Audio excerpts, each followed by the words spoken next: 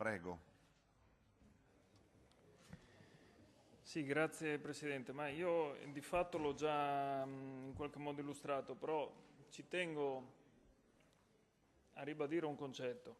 È vero che tutte le questioni legate all'ISEE, eccetera, ci si è ripromessi di rivederle, magari non so se riusciremo, ma non penso neanche in questa finanziaria, quindi semmai se ne riparla con il prossimo assestamento di bilancio. E allora io mi chiedo, visto che comunque un po' di tempo ci passerà, Assessore, io purtroppo non ho avuto modo di guardare quei grafici cui lei fa riferimento, ma qui non è una questione di grafico, qui è una questione, tra virgolette, di capire perché una persona beneficiaria può fare domanda oggi di MIA e vedersi ricevere 400 euro al mese e perché nelle stesse condizioni quella persona che magari adesso per 15 giorni non può fare quella domanda, la fa dal 1° di gennaio, si vedrà riconoscere una cifra inferiore solo grazie al fatto che il governo ha fatto qualcosa.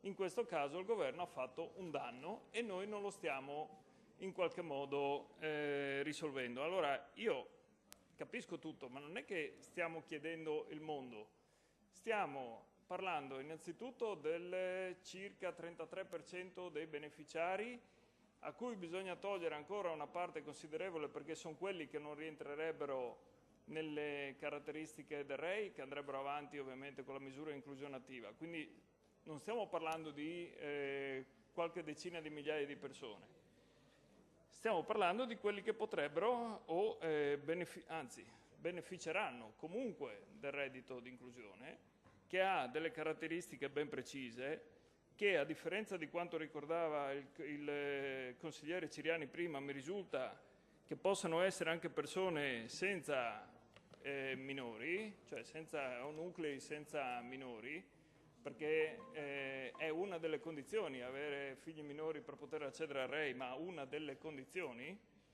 e quindi sinceramente non capisco il motivo per cui si è scelto questo 185 euro, che sarebbe comunque, allora, se il REI non avesse previsto il decurtamento, diciamo così, di quella parte di 25% e quindi fosse rimasto il reddito inclusione previsto dal legislatore per quando andrà in regime, avremmo 250 euro mensili di REI più 185, avremmo 435 euro che sarebbero superiori ai nostri e felici siamo. Il problema è la prima applicazione, perché in prima applicazione il REI prevede 187,50 euro di tetto più i nostri 185, abbiamo 27,50 euro e meno quello che è. Io sinceramente vorrei capire, a parte il grafichetto che dice che va bene così, la motivazione di questo. Per me non c'è. Per me ci troviamo con dei cittadini che da questa misura, e ovviamente non dalla nostra integrazione, lo ripeto, perché senza quella non avrebbero neanche questo, ma dalla misura e dall'intervento del governo italiano si vedono in qualche modo detrarre delle somme, detrarre delle cifre, che per quanto piccole possono essere, ripeto, stiamo parlando di gente che non ha nulla. Poi che sia giusto o sbagliato parliamone, ma stiamo parlando di gente che ha Abbiamo capito, zero. però